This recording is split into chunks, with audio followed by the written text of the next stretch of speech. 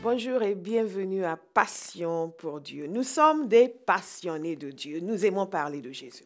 Nous aimons partager notre amour pour Jésus. Nous aimons annoncer au monde entier que Jésus est Seigneur. Vous vous souvenez, nous avons commencé une nouvelle série sur la parole de Dieu, l'importance de la parole de Dieu. Pourquoi avons-nous cette Bible? Qu'est-ce que Dieu avait à cœur lorsqu'il nous a donné cette collection de livres, parce qu'en réalité, la Bible est une collection de livres. Nous avons parlé du fait qu'il y a une unité extraordinaire dans cette collection de livres avec différents auteurs, des prophètes, des rois, des philosophes et des pécheurs, enfin, et écrits dans des endroits différents sur plusieurs continents, une unité de sens, parce que l'auteur est le même. Dieu lui-même qui communique son cœur, qui communique sa façon d'être et qui communique sa façon de faire, qui nous communique également sur la manière de vivre et sur la manière de venir à la connaissance de Dieu. Et toutes ces choses sont fascinantes, mais nous sommes attardés sur le fait que quand Dieu nous parle de ce qui lui fait plaisir, ce qui ne lui fait pas plaisir, il ne se contente pas simplement de nous donner une série de préceptes et de règles. Et quand vous ouvrez la Bible, c'est très intéressant, vous découvrez qu'il ne s'agit pas d'une liste de choses à faire et d'une liste de choses à ne pas faire. Il s'agit réellement d'un livre vivant. On sent la vie. Il y a des gens vivants, il y a des circonstances, des situations de vie, des cas de figure. Et chaque loi, chaque parole, chaque précepte de Dieu est manifesté, démontré dans une vie. Nous apprenons des choses à partir de la vie de ceux qui nous ont précédés. Nous sommes attardés longuement sur ce point la dernière fois. Nous avons également évoqué le fait que Jésus a cité la parole de Dieu dans un des moments les plus cruciaux de sa vie sur la terre, c'était quelque chose de fondamental par rapport à la poursuite de sa mission, par rapport à l'accomplissement de l'objectif pour lequel il est venu sur la terre. Lorsqu'il a fait face à la tentation, il a utilisé la parole de Dieu. Et il a eu cette phrase extraordinaire. Il a dit, l'homme ne vivra pas de pain seulement, mais de toute parole prononcée par Dieu. C'est déjà une bonne indication pour nous de la manière dont nous devons ordonner nos vies. Donc, quelle est donc l'importance de cette parole? Pourquoi est-ce que la Bible est si importante dans nos vies? Pourquoi est-ce que nous devons baser nos vies sur cette parole? Est-ce que nous pouvons nous y fier? Il y a un passage dans 2 Timothée chapitre 3 verset 14 et c'est l'apôtre Paul qui écrit à son fils spirituel Timothée et qui lui parle en ces termes. Nous avons déjà évoqué ce passage longuement, mais je sais que vous avez encore envie que nous nous en parlions. Il nous a dit ceci, pour toi, reste attaché à ce que tu as appris et reçu avec une entière conviction. Tu sais de qui tu l'as appris. Depuis ton enfance, en effet, tu connais les saintes écritures. Elles peuvent te donner la vraie sagesse qui conduit au salut par la foi en Jésus-Christ. La vraie sagesse nous vient de la parole de Dieu.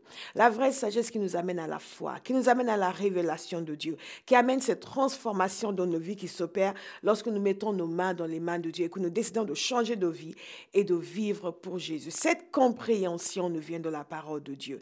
Et pour ceux qui me regardent, qui disent, mais de quoi est-ce qu'elle parle? Vous avez besoin de cette compréhension. Et ma prière, c'est que d'ici la fin de ce message, quelque chose se serait déclenché à l'intérieur de vous pour que vous disiez, non, c'est bon, si c'est vraiment cela, je veux le savoir. Si ces choses sont vraies, je veux les connaître. Et il suffit simplement de ça, il suffit d'une étincelle pour qu'ensuite le tout s'embrase lorsque l'on se tourne vers Dieu pour dire, Seigneur, parle-moi, est-ce que cette Bible est réellement ta parole? J'ai eu moi à poser cette question et Dieu, dans sa miséricorde, y a répondu. Et je suis persuadée que quiconque lui pose cette question aura la réponse, mais il faut la poser avec un cœur honnête et un cœur bon. Alors, qu'est-ce qu'il nous a dit par la suite? Il nous a dit ceci, car toute écriture est inspirée de Dieu et utile pour enseigner, réfuter, redresser et apprendre à mener une vie conforme à la volonté de Dieu. Et nous nous sommes longuement attardés sur ce passage, le fait que l'écriture, la parole de Dieu, est là pour nous enseigner. Nous avons besoin d'être enseignés. Chaque jour, la parole de Dieu nous enseigne. Nous avons besoin de connaître les choses de Dieu, redresser. Parfois, nous avons besoin d'être redressés. et apprendre à mener une vie conforme à la volonté de Dieu. Lorsque nous venons à la connaissance de Christ, nous venons avec notre bagage, comme on dit en anglais. Nous venons avec notre bagage, notre vie passée, nos idées passées, nos réflexions passées. Et nous avons besoin apprendre à mener une vie conforme à la volonté de Dieu, parce que ce n'est pas tout ce qui se fait dans le monde qui est conforme à la volonté de Dieu. Ce ne sont pas toutes les idées que nous avons qui sont conformes à la volonté de Dieu. Si nous allons apprendre à mener une vie conforme à la volonté de Dieu, nous allons devoir nous attarder sur sa parole. Donc la parole de Dieu nous enseigne.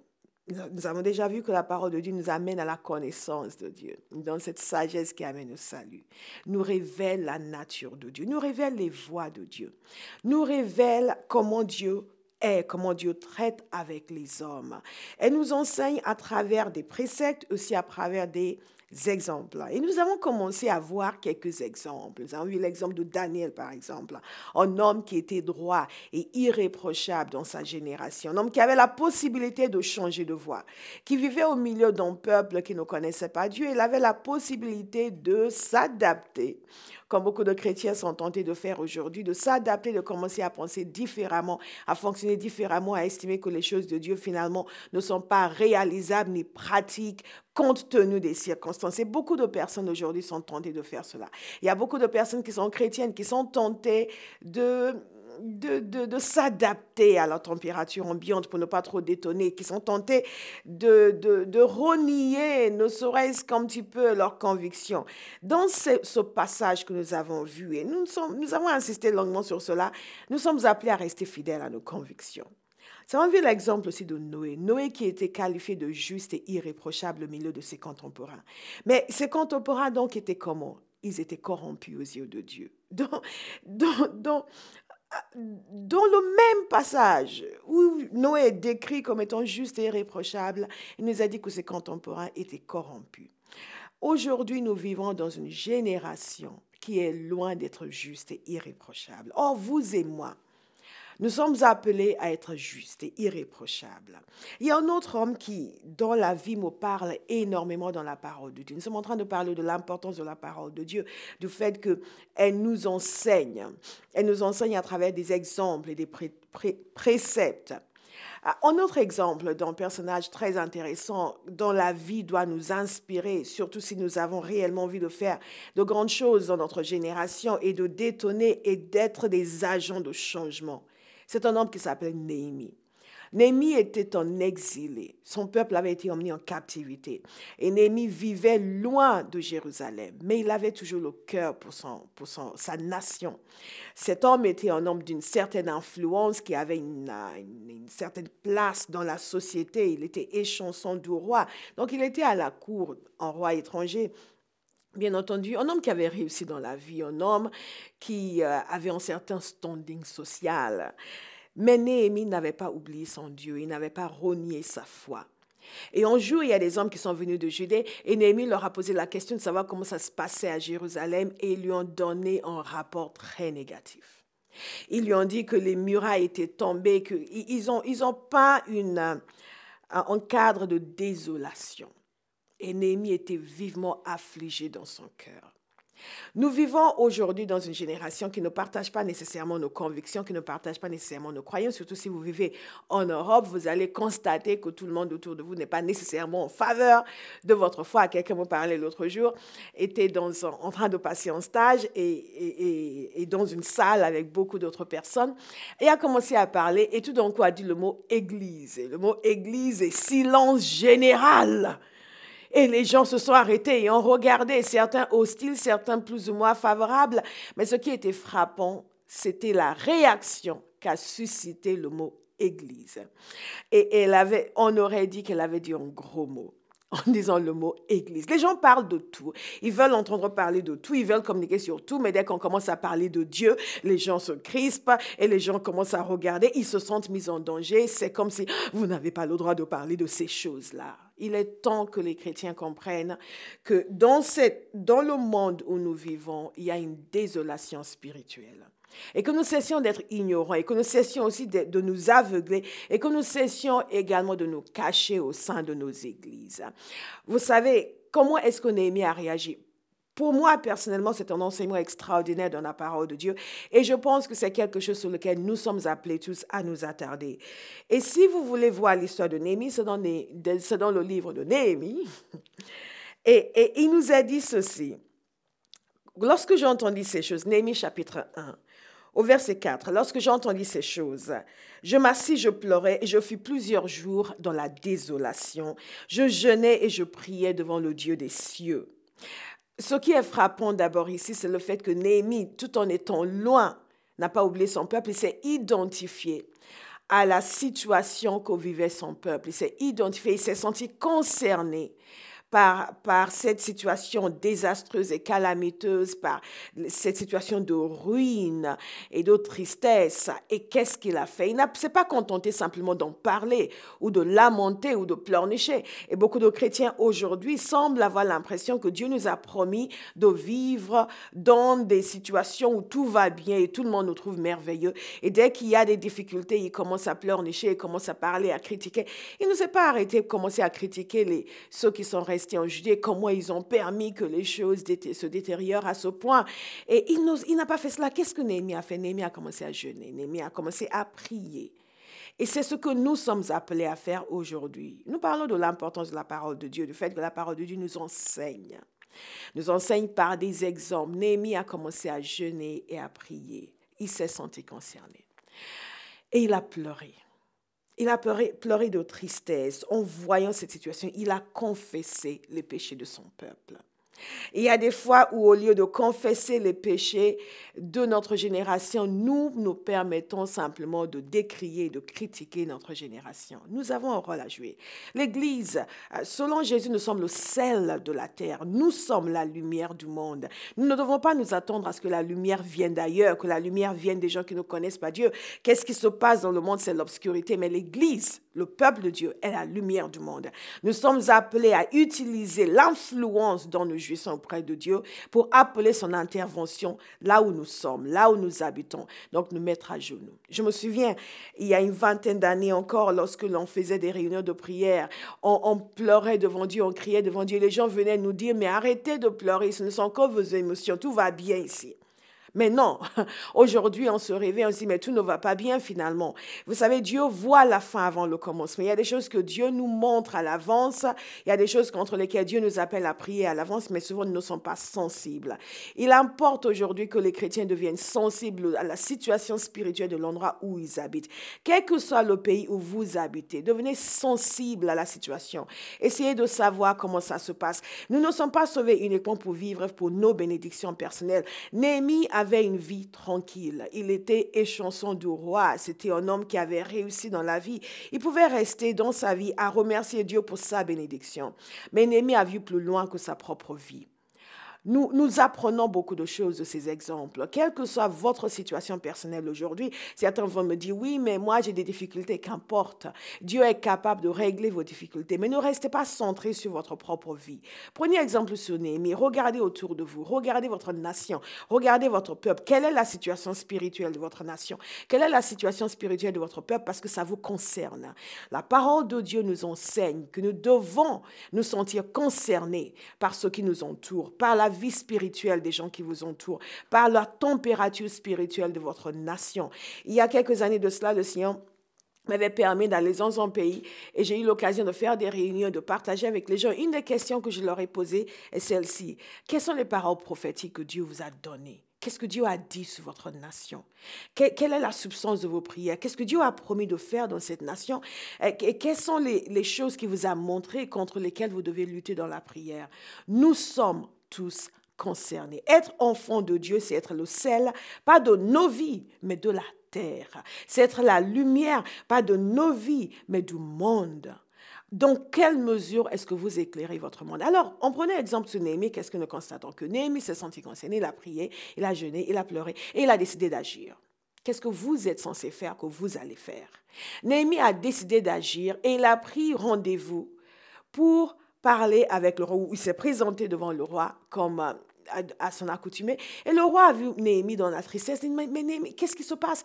Et il ne pouvait pas faire semblant. Il était tellement préoccupé par ce qui se passait. Il a demandé la permission de retourner à Jérusalem pour rebâtir les murailles de Jérusalem.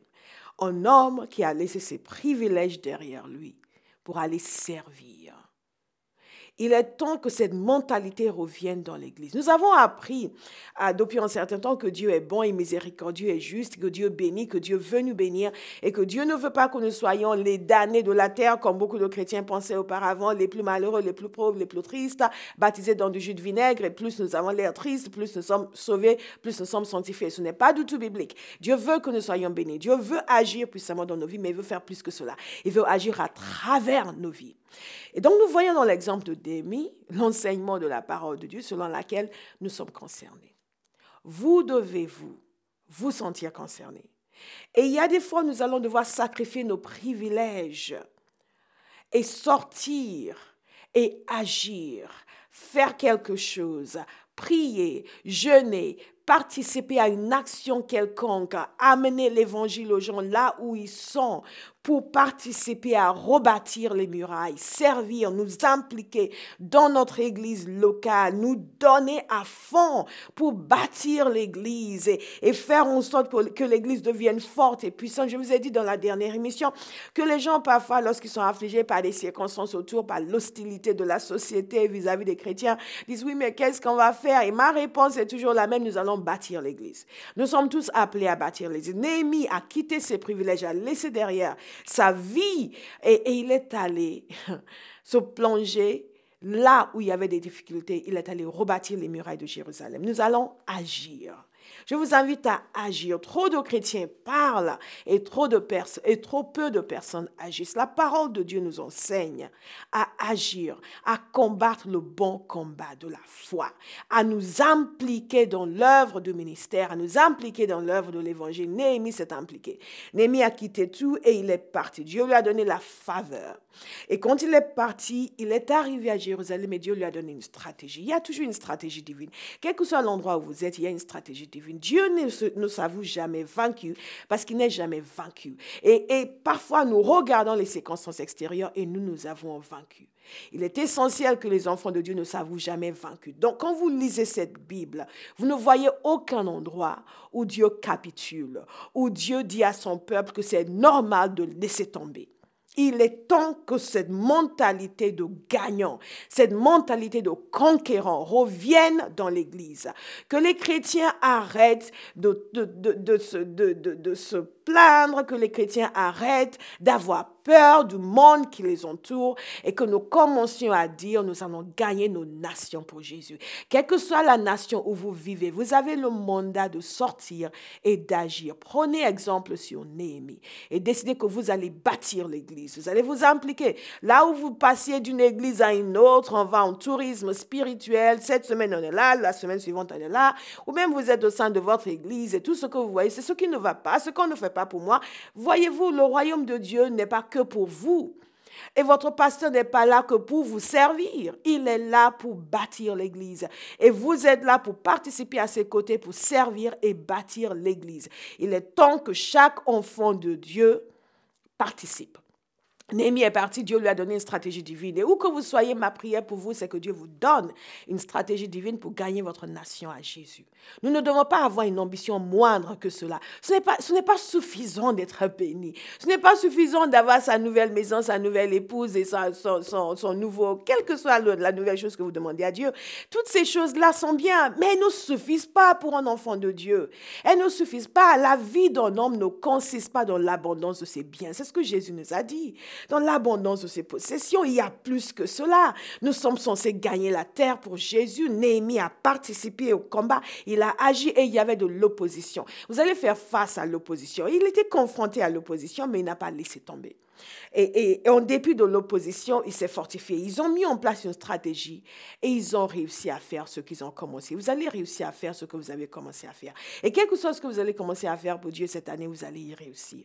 Donc, vous voyez à quel point c'est important de méditer la parole de Dieu, de voir ces exemples qui nous sont donnés, non pas simplement comme des choses les histoires, de belles histoires de l'Ancien Testament. Et parfois, on peut se dire, oui, mais c'est l'histoire du peuple juif, en quoi ça me regarde? Ça vous regarde. Parce parce que c'est vraiment la toile de fond de ce que nous avons dans l'évangile. C'est de là que tout vient. Il y a un itinéraire. Et si vous ne connaissez pas cet itinéraire, je vous invite à aller voir notre série sur notre site. L'évangile est une histoire. Nous racontons cette histoire merveilleuse de l'évangile, cette relation que Dieu a entretenue avec les hommes depuis le commencement. Et comment nous y sommes arrivés. Nous, vous et moi, quelle que soit votre origine, vous êtes au Japon, vous êtes en Chine, vous êtes en Afrique, vous êtes au Moyen-Orient, nous avons la même histoire. L'histoire de Néhémie est la vôtre. C'est l'histoire d'un homme engagé pour sa nation, pour sa foi et qui a agi et Dieu a béni son action. Je vous invite aujourd'hui à vous engager pour votre nation. Engagez-vous pour votre foi. Sortez du lot. Décidez que la bénédiction personnelle ne suffit pas. Vous allez aller au-delà de la bénédiction personnelle. Vous-même, vous allez être une bénédiction pour votre nation. Néhémie était une bénédiction pour sa nation. Et en général, quand je parle des exemples, je ne manque jamais de parler de mon cher ami et exemple, l'apôtre Paul. Paul m'impressionne de différentes manières. Et dans cette émission, nous avons souvent parlé de l'apôtre Paul. Mais il y a quelque chose de particulier dans sa vie que j'ai trouvé impressionnant. Et vous allez remarquer que beaucoup de ces exemples que je prends à partir de la parole de Dieu sont les exemples des gens qui ont été de fortes têtes, en quelque sorte, qui ont tenu tête à leur génération, qui ont tenu tête, qui sont restés fidèles à Dieu contre vents et marées, qui ne se sont pas laissés vaincre par l'hostilité ambiante, qui ont décidé de suivre Dieu. Et Paul était un homme comme cela. Lui-même persécutait les chrétiens, mais après il a décidé de suivre Jésus. Et il y est allé à fond. Ma prière, c'est que nous apprenions de son exemple et que nous y allions à fond. Ne restez pas entre deux chaises. Il y a des chrétiens qui sont mi-figue, mi-raisin. Aujourd'hui, il aime Jésus, demain, il n'est pas sûr. Soyez sûrs. L'apôtre Paul écrit à Timothée et lui dit de rester fidèle à ses convictions. Il est essentiel que nous restions fidèles à ses convictions. Et l'exemple que nous voyons dans Paul, c'est l'exemple non seulement d'un homme qui a su aller jusqu'au bout de ses convictions, mais d'un homme qui a su même souffrir pour la cause de Christ. Il y a des fois où ce n'est pas confortable d'être chrétien. Il y a des fois où c'est « waouh, quelle bénédiction de Dieu ». Il y a des fois où les gens vont vouloir vous lapider. Jésus a dit « s'ils m'ont persécuté, ils vous persécuteront aussi ». Et je trouve qu'aujourd'hui, il y a quelque chose qui manque souvent dans les chrétiens. C'est cette fermeté de foi. Cette résistance, il faut que nous soyons coriaces et que nous soyons comme Paul et que nous puissions dire « pour moi, vivre c'est Christ et mourir m'est un gain ». Vous savez, Jésus nous a expliqué que nous ne devons pas craindre les hommes qui ne peuvent que tuer le corps. Nous devons craindre celui qui peut tuer le corps et envoyer ensuite l'âme en enfer. Mais nous savons une chose, c'est que celui qui marche avec Dieu gagne toujours. L'issue est décidée d'avance. Mais est-ce que nous allons avoir le courage d'un Paul qui a tourné le dos à sa vie passée? Encore un autre qui avait des privilèges, mais qui a dit non à ses privilèges. Il y a beaucoup de gens qui veulent servir Dieu parce qu'ils n'ont rien. Et dès qu'ils ont un peu quelque chose, ils commencent à avoir la grossette. Finalement, ils sont plus sûrs d'être appelés parce qu'ils ont une vie maintenant, ils peuvent faire des choses. On ne sert pas Dieu parce qu'on n'a pas d'autres possibilités. On sert Dieu parce qu'il y a un cri à l'intérieur de nous qui nous amène à tourner le dos même à notre vie de privilégié et à dire je vais tout donner pour la cause de Christ. Ma prière, c'est qu'aujourd'hui dans l'Église, il y ait une nouvelle génération qui a compris que Dieu mérite tout. Dieu mérite le meilleur et que le sort de nos nations dépend d'une église qui se réveille, une église qui cesse d'être focalisée sur elle-même, qui devient forte, qui devient puissante, qui devienne guerrière et qui décide qu'elle ne va pas se laisser faire et qu'elle va plier le genou et elle va gagner des âmes à Christ. L'apôtre Paul, il a laissé derrière sa vie, il a laissé ses privilèges, il a tout donné à Jésus, il a passé sa vie à parcourir le monde et à annoncer l'évangile. Et qu'est-ce qu'il n'a pas vu? Il en a vu de toutes les couleurs. Et aujourd'hui, vous savez, les chrétiens pleurnichent pour un oui, pour un non. Oui, ils m'ont regardé de travers au travail, c'est pas sympathique, je ne vais plus parler de Jésus parce que si je parle de Jésus, je ne sais pas ce qu'ils vont me faire, qu'ils vous fassent ce qu'ils veulent. Ils ne peuvent pas vous faire pire que ce qu'ils ont fait à Jésus. Ils ne peuvent pas vous faire pire que ce qu'ils ont fait à Paul. Paul a été lapidé, il a été laissé pour mort et il en a souffert, il a vécu les pires exactions. Et il y a un endroit où ils l'ont lapidé et ils l'ont laissé pour mort et après il s'est relevé, il est reparti. Il est arrivé à la ville suivante, vous savez ce qu'il a fait? Il a pris sa retraite? Non. Il a continué à prêcher l'évangile. Il a continué à prêcher l'évangile. La parole de Dieu est utile pour enseigner. Et l'apôtre Paul, lorsqu'il a écrit à l'église de Rome, il les a exhortés dans un choix de vie et il leur a dit de prendre exemple sur Jésus. Il a simplement dit, voyez le Seigneur Jésus. Nous avons lu cela la semaine dernière dans Romains chapitre 4. Nous devons prendre exemple sur les gens qui nous ont précédés, sur ceux qui ont tenu ferme, sur ceux qui ont marché droit avec Dieu, sur ceux qui sont allés jusqu'au bout de leur course. C'est l'apôtre Paul, vers la fin de sa vie, il a dit, j'ai combattu le bon combat et j'ai gardé la foi. Et ma prière pour chacun de nous, c'est que nous puissions nous aussi dire à la fin de nos vies, ayant été instruits par la parole de Dieu, j'ai combattu le bon combat et j'ai gardé la foi. Je vous encourage à aller sur notre site pour revoir cette émission. Nous allons continuer la semaine prochaine, toujours sur ce même thème de l'importance de la parole de Dieu. Et ce que je voulais faire, c'était ne pas simplement vous citer une liste des bienfaits de la parole de Dieu. Oui, la parole de Dieu vous révèle Dieu, mais simplement vous aller dans le concret. Et faire ressortir ces éléments que je suis en train d'évoquer. Nous parlons des exemples. Nous en avons vu des exemples. Je vous invite à méditer sur ces exemples et à les appliquer à votre vie, à vous dire, voilà, ça s'applique à moi, ça s'applique à moi. Parce que comme je dis toujours, la technologie a changé, mais l'être humain n'a pas changé. Nous avons le même cœur, le même désir, les mêmes aspirations, les mêmes possibilités. Ce que Noé a pu faire, vous pouvez faire. Ce que Paul a pu faire, vous pouvez faire. De toute façon, je pense que nous sommes en train de voir un nouveau vent se lever sur l'Église. Une nouvelle génération qui a décidé de ne plus faire de compromission. Et ma prière, c'est que chacun de nous, vous et moi, nous fassions partie de cette nouvelle génération. Donc, je vous encourage à aller sur notre site pour regarder de nouveau cette émission. N'oubliez pas non plus de vous abonner à mon blog. Alors que nous terminons cette émission, Père, je te remercie pour ta miséricorde. Je te remercie pour ton amour, pour ta bonté et pour ta faveur. Je te remercie pour cette personne qui regarde cette émission et qui a vu des choses nouvelles. Je te remercie pour cette personne qui regarde cette émission et qui a repris courage. Je te remercie pour cette personne qui regarde cette émission et qui a décidé d'aller jusqu'au bout avec Dieu. Que Dieu vous bénisse et à la semaine prochaine.